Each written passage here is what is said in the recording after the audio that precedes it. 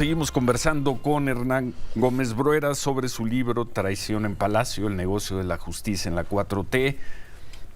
Muy referido el libro a la actuación que tuvo como consejero jurídico de la presidencia y desde antes de que fuera consejero jurídico, Julio Scherer, en torno del mundo, de la actividad del gobierno del presidente López Obrador y del propio Andrés Manuel López Obrador. Y yo le pregunté antes de ir a corte a Hernán, y ahí nos quedamos, y dijo que iba a dar una respuesta amplia en esta historia, en la historia de los excesos, y al parecer de lo que tú refieres como corrupción, abuso de poder, negocio de justicia encabezado por Julio Scherer, tus fuentes que tú desarrollas, desarrollas con amplitud.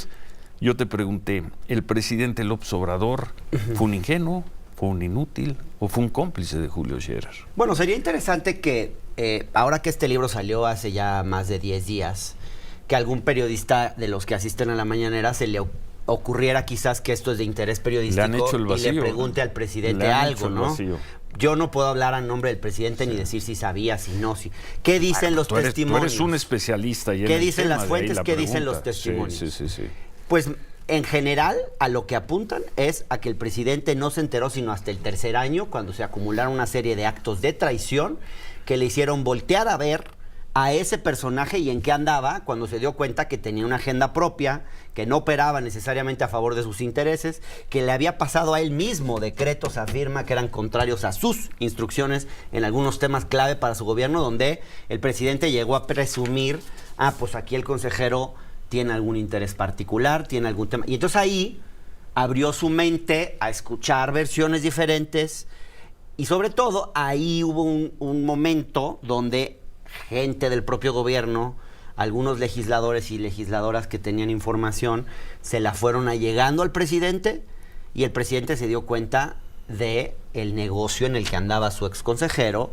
Y yo creo que de cómo esto podía, digamos, poner en duda su lugar en la historia. ¿Y en qué andaba en los 2 años anteriores? Pero te voy a decir algo. Para no darse cuenta de ¿Sabes esto, cuál es el problema? Hernán? Que sí hay algo de ingenuidad cuando el presidente cree que su solo ejemplo, digamos, es suficiente, de honestidad, etcétera. Sí hay un elemento de ingenuidad cuando el presidente cree que por ser el presidente necesariamente se entera de todo y en qué andan todos. No es cierto, porque no se enteró. Yo, por lo que veo, no se enteró de lo que pasaba en la oficina de Junto. Digo, el consejero no operaba en Palacio Nacional, operaba en sus oficinas particulares, pero de todas maneras. Pero hay un elemento más. Ante la figura de López Obrador, hay pocos que se atrevan a sentarse y a decirle la neta en su cara. Tu consejero jurídico está haciendo esto. Hubo temor porque se podía... Primero porque era un hombre muy poderoso aquel. Hay mucho miedo, había mucho miedo en torno a esta figura. A mí me costó mucho convencer a las fuentes de que quisieran hablar. Que no todas dan su nombre. No, muy es más, pocas la mayoría dan su nombre. no dan su nombre. Muy pocas dan su nombre. Sí. Que sí, me puedo anticipar a tu crítica. Esa es probablemente una de las debilidades del libro. Que no hay muchos que den sus nombres. Que hay muchos que aceptaron hablar solo off the record y que son fuentes no anónimas, porque yo sé quiénes son. Yo no estoy metiendo información. Pero yo no, entonces para mí sí son anónimas. Son fuentes no identificadas, pero te voy a decir algo. Hay algunas que tú puedes fácilmente identificar.